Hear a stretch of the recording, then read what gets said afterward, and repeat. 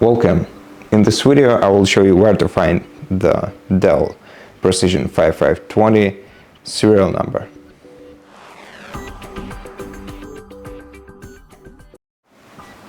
So the serial number is located on the back side of your device, so let me show it to you.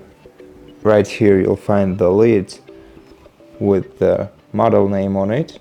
You just have to slightly pull it to open, and here you'll find a service tag, serial number, and this is the serial number of your laptop, DWNXQN2 for me.